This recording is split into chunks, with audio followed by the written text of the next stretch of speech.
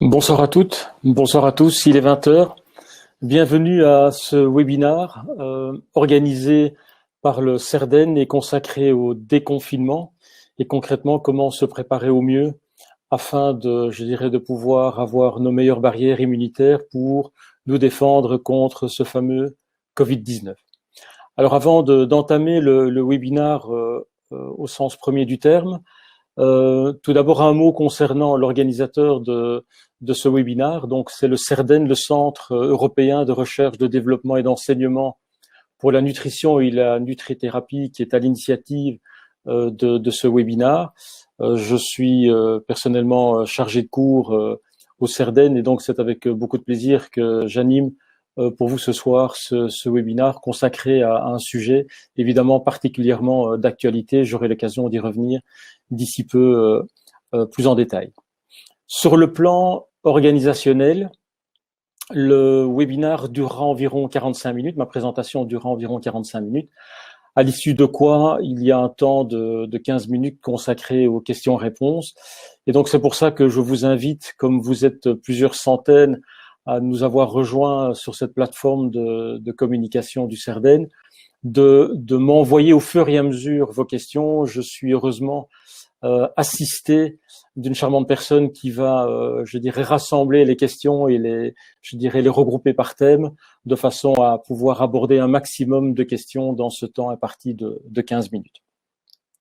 À l'issue de ma présentation, vous aurez également la possibilité de pouvoir noter un lien par rapport à un dossier qui a été préparé par le CERDEN et qui reprend vraiment encore des informations complémentaires. C'est un document très complet d'une trentaine de pages et qui reprend des informations encore un peu plus détaillées sur la prise en charge par l'alimentation et par la nutrition au niveau de l'immunité et du Covid-19.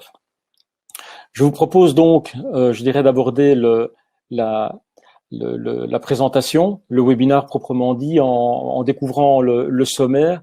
Et donc le sommaire, on va revenir sur cette notion de confinement. Qu'est-ce que l'on raconte aujourd'hui par rapport à ce confinement?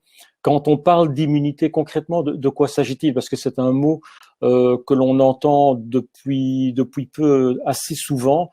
Au niveau d'ailleurs de la presse en général, et parfois il y a un peu de confusion par rapport aux terminologies qui sont utilisées. Donc on va essayer de ramener tout ça de manière extrêmement concrète.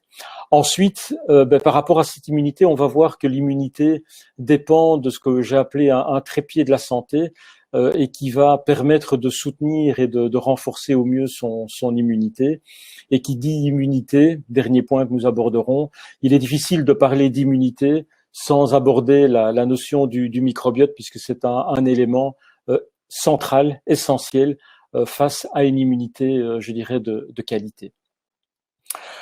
Alors, par rapport au premier point du confinement en tant que tel, je dirais que depuis que le Covid-19 s'est immiscé dans notre vie de tous les jours, nous avons reçu et nous recevons encore régulièrement des informations provenant des autorités de santé et qui nous rappellent à la fois les modes de transmission de ce virus, qui nous indiquent également quels sont les symptômes qui peuvent faire penser à un patient qui serait atteint du Covid-19, dans la mesure où on le sait, l'ensemble des patients symptomatiques ne sont pas l'objet d'un testing au sens premier du terme. Donc, il y a beaucoup de patients dont on doit essayer, au niveau des professionnels de santé, de déterminer si oui ou non ils doivent être catalogués comme étant Covid-19 positifs. Et donc, il y a un ensemble de symptômes qui ont été révélés au début de la pandémie. Il y en a de nouveaux qui sont arrivés. On a parlé de gerçures, d'engelures. On a parlé de la perte de goût, de la perte d'odorat. J'y reviendrai d'ailleurs un tout petit peu plus tard dans la présentation. Et en termes d'information, il faut reconnaître que les informations qui nous ont été communiquées en termes de prévention sont souvent des informations disant adoptez s'il vous plaît alors, je lis comme quoi certains d'entre vous ne m'entendent plus. Je n'ai rien changé, donc je vais demander à la personne qui m'assiste sur le plan technique de voir s'il y a un souci sur le plan technique et si on me dit, voilà, le gestionnaire du site me dit que le son fonctionne parfaitement bien, donc voilà, je continue ma présentation. Et que donc, en termes de gestes barrières, on a lourdement, les autorités ont lourdement, et à juste titre, insisté sur l'importance de ces gestes barrières, du port du masque, même si malheureusement en Belgique, les messages n'ont pas toujours été extrêmement clairs, mais en tout cas sur le fait de se laver régulièrement les mains, d'adopter une distanciation sociale. Voilà, ce sont des gestes qui nous ont été rappelés très souvent. Maintenant, reconnaissons-le, il y a eu très peu, pour ne pas dire pratiquement aucune information en matière de nutrition, en matière d'alimentation et finalement en matière du système immunitaire. Qu'est-ce qui peut être fait pour nous aider à nous prémunir et à pouvoir lutter contre ce méchant coronavirus? Alors, quelques chiffres. Alors, ceci date d'il y a quelques semaines, mais quand on regarde la situation d'aujourd'hui, j'ai été prendre les chiffres publiés par Sciensano ce matin. Mais aujourd'hui, en Belgique, on est à un peu plus de 54 000 cas, je dirais, de patients diagnostiqués Covid-19, dont 14 000, un peu plus de 14 000 en sont sortis, sont guéris. Ça représente environ un peu plus de 26%. Donc, on voit que les chiffres par rapport il y a 2-3 semaines se sont améliorés. On est passé de 23 à 26%. Donc, c'est un élément positif. Et concernant les décès, malheureusement, nous avons pratiquement 9 000 décès aujourd'hui en Belgique, 8 903, ce qui représente environ 16% des cas diagnostiqués. Et donc là, on voit que par rapport aux chiffres il y a quelques semaines, les chiffres ne se sont pas améliorés. On est aux alentours de 15-16. Si je vous montre ces dias, simplement, c'est que la situation en Belgique en matière de pourcentage de personnes décédées atteintes du Covid-19, on voit qu'on se situe plutôt quand même dans la tranche supérieure. Par rapport aux patients guéris, on se situe plutôt dans la tranche inférieure. Il y a des pays comme l'Allemagne en particulier qui ont vraiment un taux de guérison qui est exceptionnellement élevé, et même des pays qui ont été fortement touchés comme l'Espagne et comme l'Italie, la proportion de patients guéris est relativement plus importante. Donc on voit qu'il y a manifestement des choses qui peuvent être améliorées, et c'est un des enjeux de ce webinaire, c'est de voir concrètement qu'est-ce qui peut être fait pour soutenir au mieux notre système immunitaire. Au cours de ce confinement, qui maintenant dure depuis pratiquement 2 mois, mais qu'est-ce qu'on en a constaté? Il y a 3 éléments qui sont vraiment sortis. C'est d'abord une augmentation de la sédentarité. Beaucoup de gens se sont laissés un peu vivre. Beaucoup de gens, et on le voit d'ailleurs par rapport au taux d'abonnés sur la plateforme Netflix, qui comporte aujourd'hui un peu plus de 180 millions d'abonnés. Sur les 3 derniers mois, il y a une augmentation de plus de 16 millions d'abonnés à cette plateforme Netflix, ce qui représente une augmentation pratiquement de 60% si on la compare par rapport au nombre de nouveaux abonnés par rapport à ces mêmes 3 mois il y a 1 an. Donc ça montre à quel point, beaucoup de personnes se sont, je dirais, adonnées à avoir des comportements plutôt passifs, avec lié parfois à cela une dérégulation alimentaire. Derniers chiffres qui ont été publiés en France, c'est que la population adulte moyenne a vu une augmentation de son poids d'environ 2 kilos, 2 kilos et demi, ce qui n'est quand même pas négligeable et qui est certainement lié à la fois à avoir des gestes alimentaires qui ne sont pas optimum, liés aussi à un manque d'activité physique. Et puis, ne l'oublions pas, un élément important aussi, le stress, l'anxiété, le stress par rapport à demain.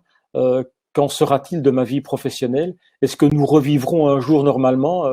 La dernière déclaration en date faite par notre ministre de la Santé fédérale, Maggie De Bloch, disait que peut-être nous ne retrouverons jamais notre vie d'avant. Qu'est-ce que cela veut dire? Je ne sais pas, mais cela peut être un contexte qui entraîne du stress, c'est plutôt un contexte anxiogène.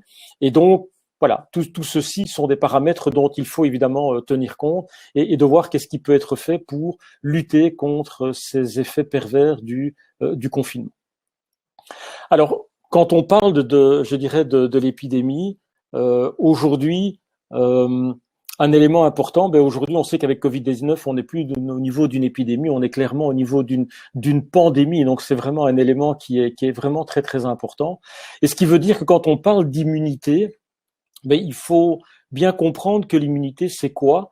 L'immunité, c'est d'essayer de mettre à notre disposition des outils qui vont nous permettre, quelles que soient les circonstances, quel que soit notre âge, d'être plus résistants, de pouvoir lutter contre des bactéries, contre des virus comme celui ici, Covid-19, et donc de faire en sorte de pouvoir lutter parfois contre je dirais des infections relativement banales, communes, comme un rhume, comme une otite, une angine, la grippe, la fameuse grippe saisonnière, mais qui quelque part vont témoigner d'un terrain de vulnérabilité. Nous n'avons pas eu la capacité par nous-mêmes de lutter contre ce virus ou contre cette bactérie. Donc l'objectif, voilà, de l'immunité, c'est quoi? C'est de nous armer, de renforcer la capacité de nos défenseurs de lutter contre un envahisseur, donc de désarmer ces envahisseurs, ces agresseurs, voire mieux, carrément d'avoir cet élément de prévention, et qui vont vraiment nous permettre de pouvoir, même quand il y a la grippe saisonnière, même quand il y a, je dirais, une prévalence importante de gastroentérite, de pouvoir parfaitement lutter et de ne pas en être finalement une victime relativement consentante. Par rapport à cela, par rapport à l'immunité, et ça aujourd'hui, ça fait véritablement l'unanimité au niveau des spécialistes dans le domaine, c'est que pour maintenir, renforcer son immunité, on ne parlera pas de booster son immunité, on va parler de renforcer son immunité. Voilà, il y a vraiment 3 éléments qu'il faut bien avoir en tête. Tout d'abord, l'activité physique. Et on va voir en quoi l'activité physique est un des éléments absolument fondamentaux, qui va évidemment totalement à l'encontre de ce que je viens de vous dire, à savoir que le confinement a amené un certain nombre de personnes d'être sédentaires, voire peut-être encore un peu plus sédentaires qu'elles n'étaient avant le confinement. Deuxième élément, le sommeil. Alors le sommeil, ce n'est pas que dans le cadre du Covid-19, mais le sommeil, je vais y revenir, est absolument fondamental, que ce soit en termes de notion de quantité, de qualité, voire de la nutrition, qui permet d'avoir un sommeil, je dirais, réparateur. C'est un élément absolument fondamental que d'avoir un sommeil de qualité. Et évidemment, l'assiette. L'assiette, évidemment, est au carrefour de ce qui va permettre d'apporter en termes de nutriments, en termes de vitamines, en termes de minéraux, en termes d'oligo-éléments, mais en termes, je dirais, de ce qu'on appelle des macronutriments, des glucides, des lipides et des protéines, enfin, tout ce dont nous avons besoin pour que notre corps soit approvisionné en matières premières et qui vont permettre à ce système immunitaire de fonctionner de manière optimale. Alors, je vous propose de commencer par le premier point. C'est un peu ce point, ce fameux trépied auquel je faisais allusion dans le sommaire. L'immunité, l'activité physique. Alors, l'activité physique, c'est bouger. Je ne parle pas de sport, ni de sport, je dirais, intensif. Le fait de faire ces fameux 10 000 pas, le fait d'être actif, le fait de marcher 30 minutes d'un pas relativement soutenu, c'est l'activité physique qui va permettre le maintien de notre masse musculaire. Et il faut savoir que notre masse musculaire va être un pourvoyeur du carburant qui va permettre une production de globules blancs. Et ce notamment parce que notre masse musculaire, nos muscles, contiennent un acide aminé extrêmement important qu'on appelle la glutamine, sur laquelle j'aurai l'occasion de revenir un tout petit peu plus tard. Et il faut savoir que pour que l'immunité fonctionne, nous avons besoin d'énergie. Et l'activité physique va permettre de multiplier ce qu'on appelle nos petites centrales énergétiques, nos petites centrales électriques, qu'on appelle des mitochondries. Et ce sont vraiment des cellules qui vont nous permettre d'avoir une capacité à avoir de l'énergie. Un système immunitaire ne peut pas fonctionner de manière optimale sans énergie. C'est vraiment quelque chose de très important. Et donc, l'activité physique va permettre, je dirais, de renforcer ce système immunitaire. Et je disais pas plus tard que mardi, splendide étude qui est à l'initiative d'un collectif d'universitaires de l'université de l'UCL, d'universitaires chiliens, programme qui a été réalisé sous l'égide du professeur Deldic et du professeur Marc Franco, et qui démontre en fait que des exercices de fitness cardio-respiratoire vont en fait entraîner un renforcement de ce qu'on appelle l'immunoprotection contre le Covid-19. Donc, une activité physique raisonnable, pas intensive, est véritablement un des moyens qui va permettre de soutenir ce système immunitaire.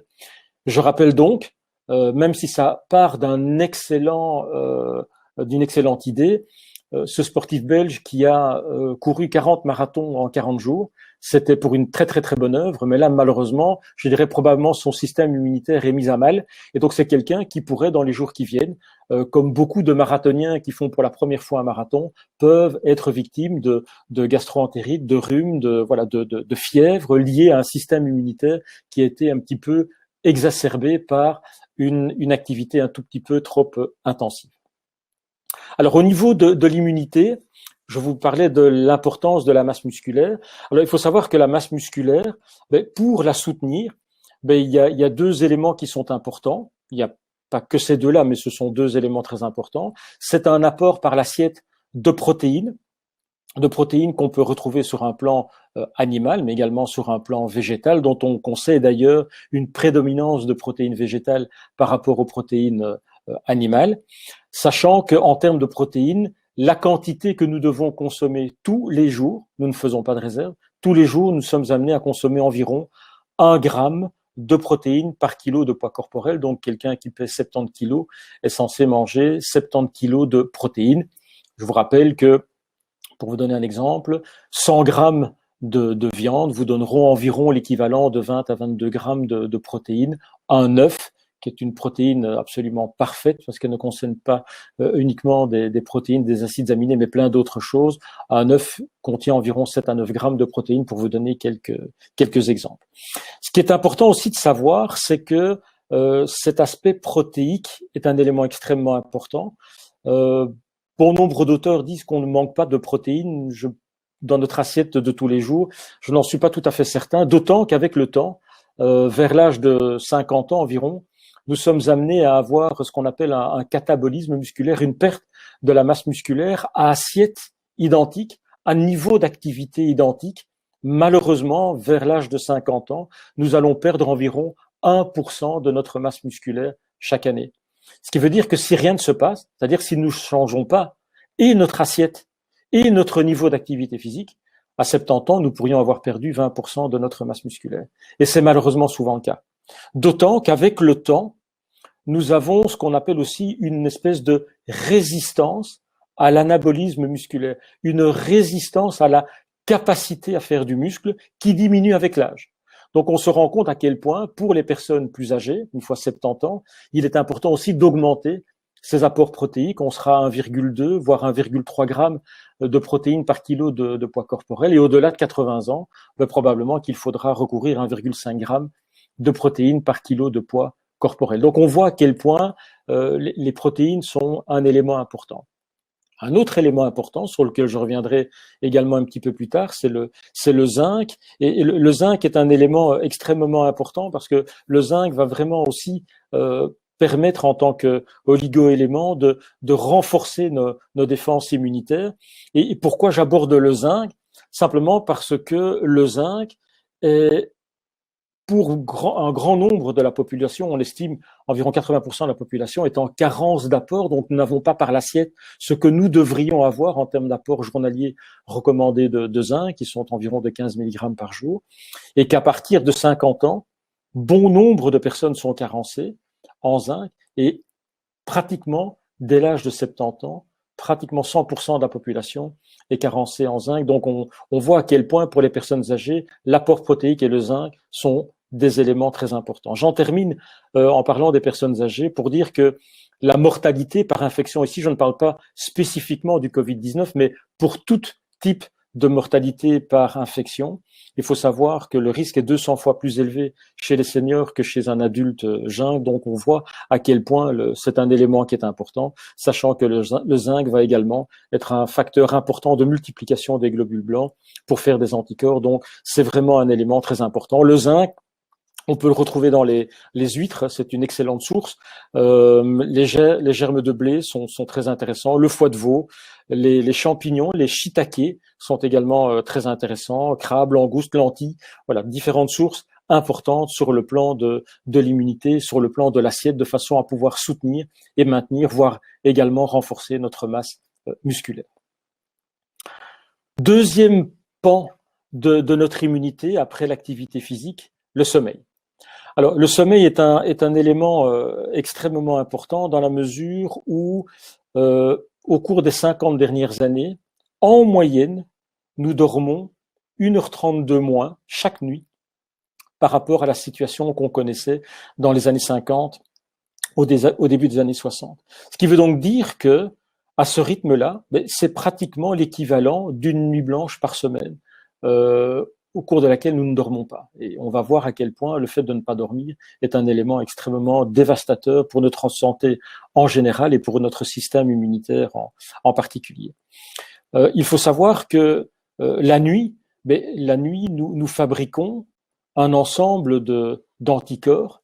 Nous réparons notre ADN, donc vraiment ce qui fait notre nous. Et donc c'est important de pouvoir réparer au cours de la nuit toutes les cellules qui ont été endommagées simplement par notre activité physique, par le fait de respirer, par le fait de digérer, par le fait d'être exposé à des polluants, à des pesticides. Ce sont tous des éléments qui endommagent nos cellules. Pas de panique, nous avons tous les systèmes réparateurs que pour corriger ces déficiences, à condition, bien entendu, non seulement d'avoir une assiette de qualité, une assiette santé, mais d'avoir aussi ce sommeil réparateur qui va permettre de réparer notre ADN.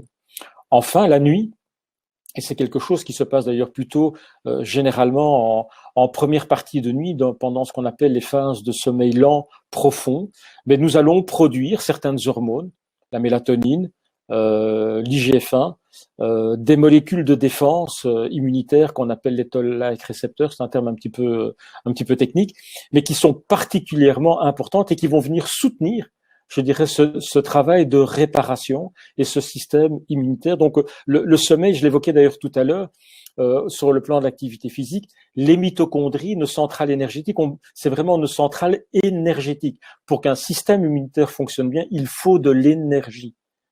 Le sommeil va être cette capacité réparatrice qui va également nous donner de l'énergie. Et donc, si nous sommes fatigués, forcément, le système immunitaire ne pourra jamais fonctionner au mieux. Donc, c'est important de l'avoir bien en tête. Et qui dit sommeil, dit en fait 3 éléments. Il y a bien entendu cette quantité de sommeil à laquelle je viens de faire allusion. Il faut savoir que nous sommes programmés, nous adultes, pour dormir environ 7 à 8 heures par nuit.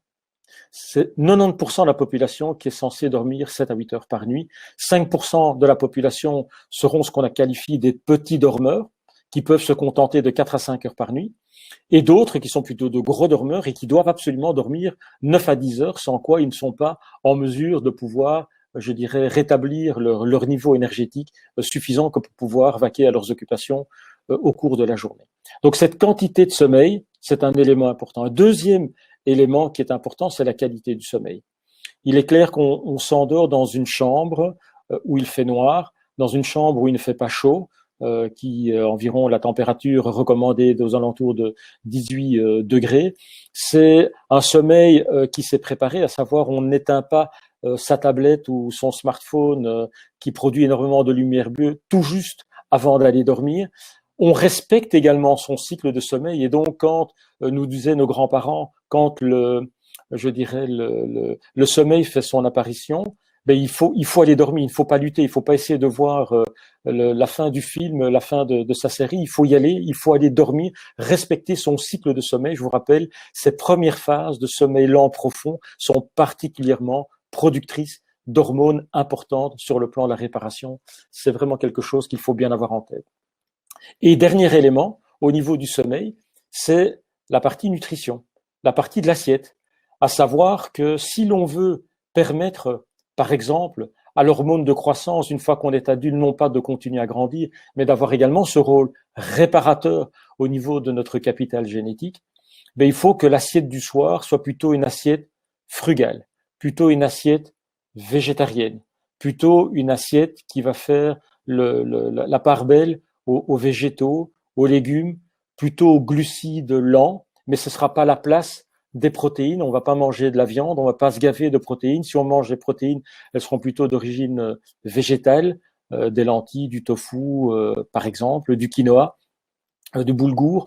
Voilà, on va plutôt essayer d'avoir une assiette plutôt légère de façon à laisser au corps l'énergie dont il a besoin pour pouvoir réparer plutôt que pour digérer. Donc c'est vraiment un élément qu'il faut bien avoir en tête. Au niveau du sommeil, une assiette plutôt légère le soir. Troisième élément, après l'activité physique, après le sommeil, l'assiette. C'est un élément qui évidemment qui est au cœur, je dirais, de notre webinaire de ce soir. C'est concrètement que faut-il mettre dans l'assiette pour essayer de se porter au mieux et pour soutenir au mieux notre système immunitaire. Et donc par rapport à cela, il y a pas mal de publications qui existent. Ça fait d'ailleurs partie aussi du dossier que nous vous avons préparé et que vous aurez l'occasion de découvrir en fin de webinaire. C'est que des aliments stimulent naturellement notre immunité. Je parlerai de probiotiques, il faut également parler de prébiotiques, c'est, je dirais, ces substances qui vont permettre aux probiotiques d'être particulièrement efficaces au niveau de notre microbiote. Je vais y revenir dans la dernière partie de mon intervention. Des éléments riches en vitamines, la vitamine A, la vitamine C, la vitamine D, la vitamine A et la vitamine D d'ailleurs travaillant souvent, je dirais, main dans la main, la vitamine E, mais voilà, on a parlé du zinc, on pourrait parler des oméga 3, on en parlera. Voilà, c'est vraiment un ensemble d'aliments qui sont particulièrement utiles pour maintenir et renforcer notre immunité. Je voudrais profiter de ce slide simplement pour vous ôter de l'esprit le fait qu'il pourrait exister un super aliment pour notre immunité. Il n'existe pas de super aliment pour l'immunité. C'est vraiment une assiette colorée, une assiette variée qui vous donnera l'ensemble des micro et macronutriments qui sont nécessaires à maintenir cette immunité. Et donc, quand on regarde un petit peu dans notre assiette ce à quoi nous devons penser, la vitamine C qu'on va retrouver bien entendu dans un ensemble de légumes et dans des fruits. J'en profite évidemment pour insister sur le caractère local et bio des fruits et des légumes que nous allons consommer. On sait que parmi les très nombreuses vertus de la vitamine C, la vitamine C réduit la mortalité par pneumonie, et j'en parle, je l'illustre ici simplement parce qu'on sait que le Covid-19, chez les patients qui sont particulièrement atteints du Covid-19, on sait que ce sont des patients qui se retrouvent en détresse respiratoire, et donc on comprend bien le rôle et l'intérêt de la vitamine C pour maintenir cette immunité et de réduire, tant que faire se peut, la mortalité par pneumonie. La vitamine D, la vitamine D est un élément vraiment tout à fait intéressant, et je voudrais vous faire part d'une étude américaine dont les résultats ont été publiés en avril de cette année-ci, donc c'est vraiment tout chaud, le 8 avril de 2020, et qui montre en fait que la vitamine D permet de diminuer un marqueur que l'on peut facilement retrouver dans une prise de sang, dans une biologie qu'on appelle la CRP, qui est un marqueur de l'inflammation. Et cette étude, en fait, a montré le lien entre des taux bas de vitamine D et ces marqueurs de l'inflammation qui sont très élevés, marqueurs de l'inflammation d'ailleurs, qui sont eux aussi corrélés avec ce qu'on entend de plus en plus dans la littérature et dont on parle de plus en plus dans nos médias, qui est un orage cytokinique, un orage inflammatoire. Mais c'est là où finalement le système immunitaire s'est un petit peu emballé. Il est tellement pris par des attaques au niveau de ce virus Covid-19 que le système immunitaire, au lieu d'être là pour moduler une réaction et permettre d'agresser de manière raisonnée et efficace l'agresseur, le fameux virus Covid-19, malheureusement, le système immunitaire s'emballe, et cet emballement qui n'est plus régulé va entraîner une surinflammation. C'est ce qu'on appelle l'orage cytokinique, et donc c'est vraiment quelque chose à laquelle il faut être attentif et il faudra vraiment lutter particulièrement.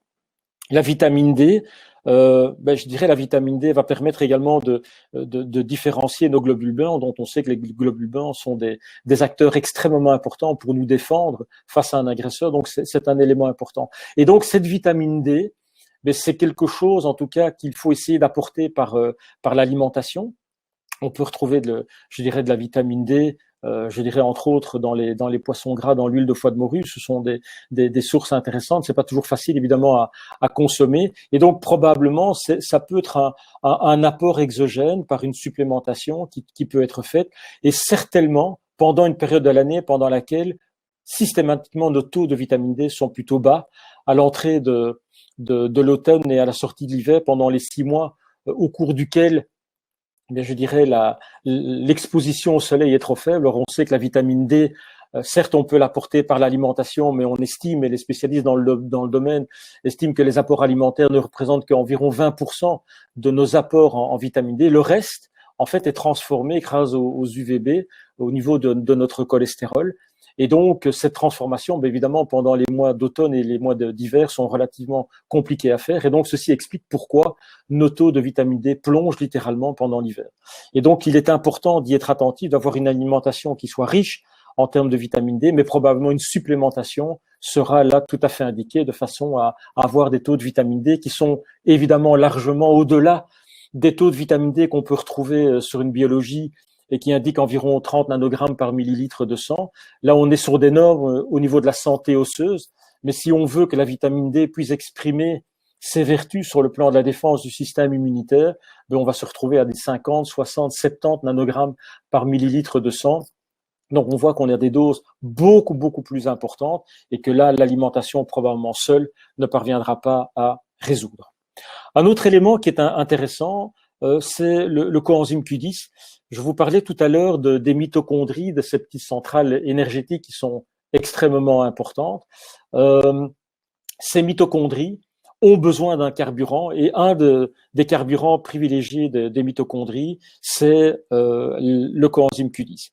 Alors, il faut savoir que le coenzyme Q10, c'est un peu comme les protéines, c'est un peu comme le zinc que j'évoquais tout à l'heure, c'est que malheureusement, avec l'âge, on va avoir tendance à moins bien synthétiser le coenzyme Q10. Et donc, de nouveau, si les mitochondries qui attendent ce carburant, ben, le carburant n'est pas là, ben, on va manquer de nouveau d'énergie. Et moins il y a d'énergie, ben, plus les mitochondries qui sont là encore efficaces vont devoir travailler, et plus ces mitochondries vont être sollicitées, plus ces mitochondries vont malheureusement produire des déchets qu'on appelle des radicaux libres, qui peuvent à leur tour venir, je dirais, renforcer un caractère pro-oxydant, un caractère pro-inflammatoire. Donc c'est véritablement quelque chose qu'il faut éviter par-dessus tout. Donc on voit que le coenzyme Q10 est un élément très important auquel il faut avoir vraiment tout le temps à l'esprit, d'autant qu'une partie non négligeable de la population prend parfois certaines classes de médicaments qu'on appelle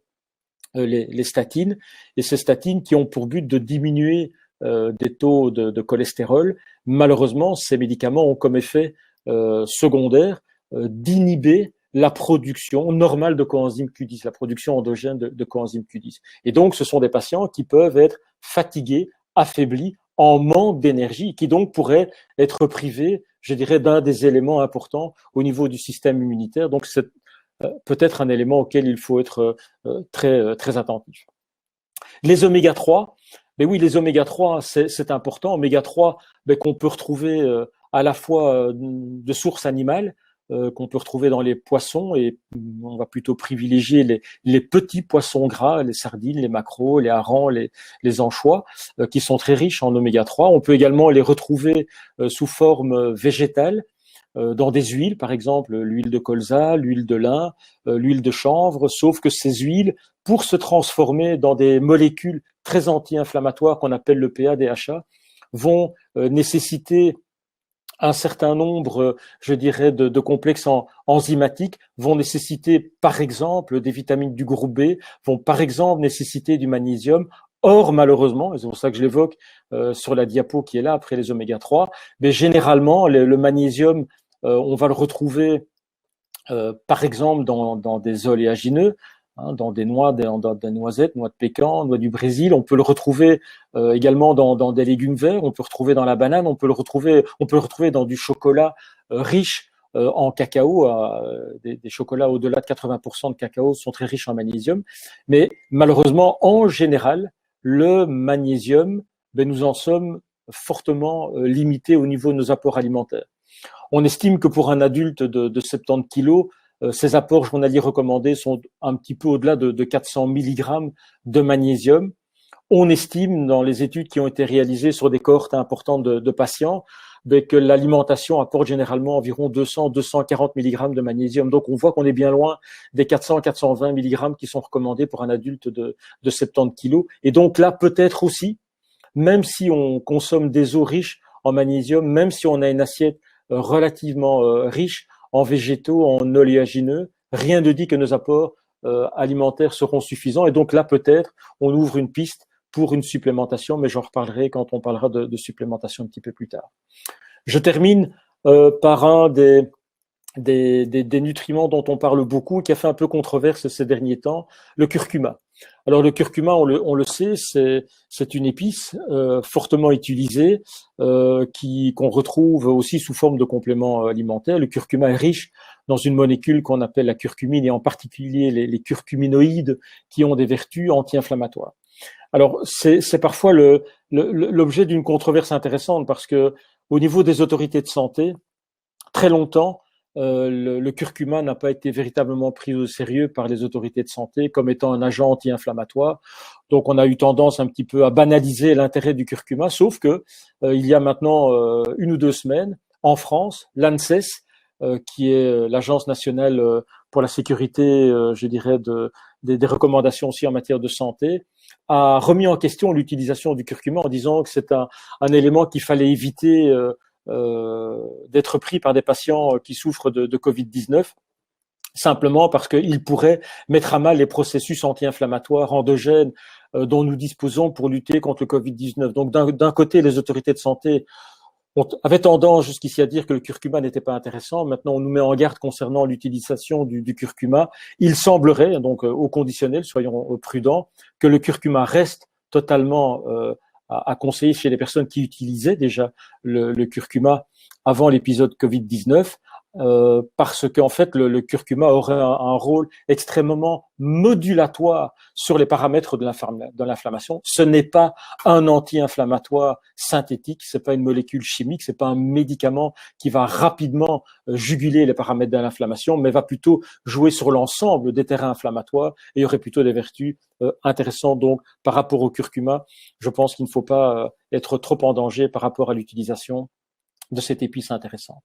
Et enfin, au niveau de l'assiette, le glutathion, le glutathion est un élément également intéressant parce que le glutathion, on va retrouver dans de nombreux fruits et légumes, dans le pamplemousse, dans les agrumes en général, dans les oranges, dans les bananes, dans les pêches, mais également dans les légumes essentiellement dans la famille des crucifères, brocolis, choux-fleurs, même dans les épinards, navets sont vraiment intéressants parce que le glutathion est également une substance qui va permettre de garantir une bonne production non seulement de nos globules blancs, mais également réparer, par exemple, des vitamines, la vitamine C, la vitamine E, qui peuvent s'abîmer, qui peuvent ce qu'on appelle s'oxyder pour lutter contre les radicaux libres auxquels je faisais allusion tout à l'heure. Et le glutathion va permettre de réparer la vitamine C, la vitamine E, par exemple, qui auraient été abîmées au cours de cette production de molécules radicalaires. Parlons de l'immunité, je ne peux évidemment pas parler du microbiote quand on sait que 70% du système immunitaire se retrouve au niveau du système immunitaire digestif. Alors c'est encore un élément qui est l'objet de beaucoup d'études. Ce graphe vous montre à quel point la communauté scientifique internationale s'intéresse à notre microbiote, puisqu'on voit véritablement une poussée exponentielle concernant les publications qui s'intéressent au microbiote et au système digestif intestinal. Et malgré, je dirais, ce nombre de publications, il faut encore aujourd'hui être extrêmement prudent. On ne connaît que la partie visible de l'iceberg. Il y a encore beaucoup de choses qui nous sont inconnues.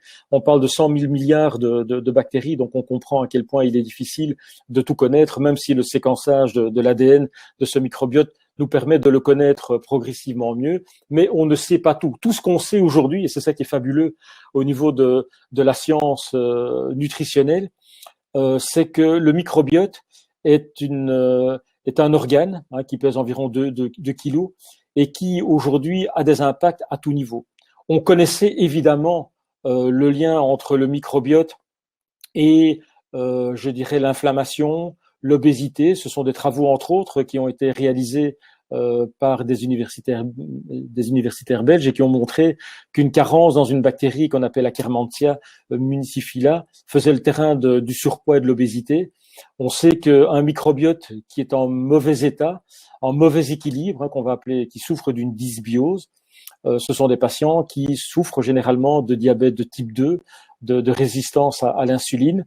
On sait aujourd'hui que des patients qui ont un microbiote qui est en mauvais état peuvent être beaucoup plus sujets à des pathologies de type neurologique, le stress, l'anxiété, la dépression. Aujourd'hui, des travaux canadiens, entre autres, ont montré que certaines souches bactériennes sont très utiles et aussi efficaces, si pas plus efficaces que les médicaments qui traitent du stress et de la dépression. Et aujourd'hui, il y a des travaux qui montrent également l'intérêt du microbiote pour la prévention de maladies cardiovasculaires et de l'infarctus du myocarde en particulier. Ceci simplement pour vous montrer à quel point la connaissance du microbiote est quelque chose de très important pour soutenir notre système immunitaire. Alors, au cours des dernières semaines, certains auteurs ont évoqué un lien qui pouvait exister entre le coronavirus, Covid-19, et la fameuse bactérie Prevotella qui pourrait être responsable du Covid-19. Pourquoi? Parce que ces auteurs ont en fait constaté que les enfants qui sont aujourd'hui, et heureusement d'ailleurs, plutôt prémunis contre Covid-19, ont très peu de Prevotella dans leur microbiote. À l'inverse, les personnes âgées, les personnes en forte surcharge pondérale, patients qui souffrent de diabète de type 2 ont une prévalence beaucoup plus importante de cette souche Prevotella au niveau de leur microbiote, d'où une tentation de certains auteurs de lier Prevotella au Covid-19. Je le mets clairement avec un grand point d'interrogation parce qu'aujourd'hui, c'est une hypothèse de travail. Il y en a beaucoup aujourd'hui qui circulent.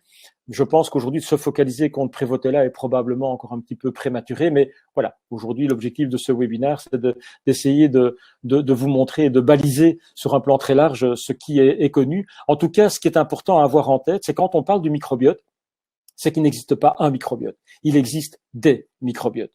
Microbiote de la sphère ORL, de la sphère plutôt des voies supérieures, du nez, de la cavité buccale, certainement du côlon, et c'est plutôt quand on parle du microbiote, c'est plutôt de celui-là dont on parle, et il existe également un microbiote particulier du cheveu, de la sphère vaginale, simplement pour avoir bien en tête, et je reviendrai dans un instant, c'est de se dire peut-être que dans ce contexte-là, le recours à des probiotiques viendrait renforcer notre santé du microbiote, si on parle de dysbiose, c'est-à-dire de déséquilibre entre de bonnes et de moins bonnes souches bactériennes, l'OMS, il y a bientôt maintenant 20 ans, a fait une définition de ces probiotiques en leur disant que les probiotiques sont des organismes vivants qui, lorsqu'ils sont administrés en quantité adéquate, vont conférer des bénéfices santé à l'hôte. Alors, simplement pour se rappeler que des probiotiques, les premiers probiotiques auxquels il faut penser, ce sont ceux que l'on va retrouver dans notre alimentation.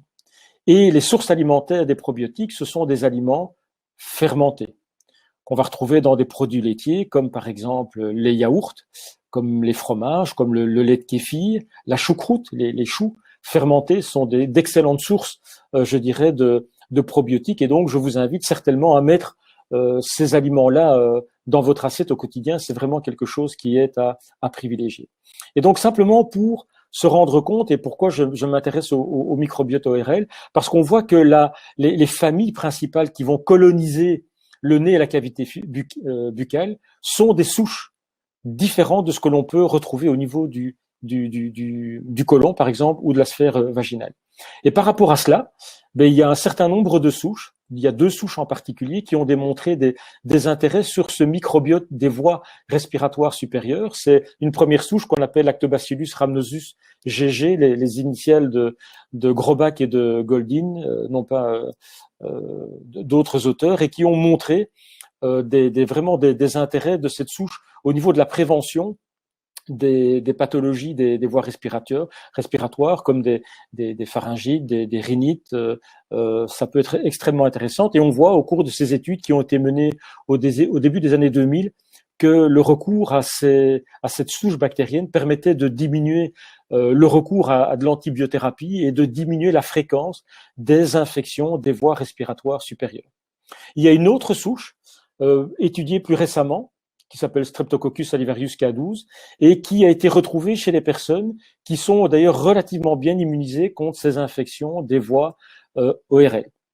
Et cette souche en particulier va permettre de coloniser les voies respiratoires supérieures et permettre d'avoir une action très virucide, bactéricide contre ces pathologies ORL. Donc c'est vraiment quelque chose d'important qu'il faut avoir en tête. Donc voilà des souches, en tout cas aujourd'hui, qui ont démontré des vertus tout à fait intéressantes.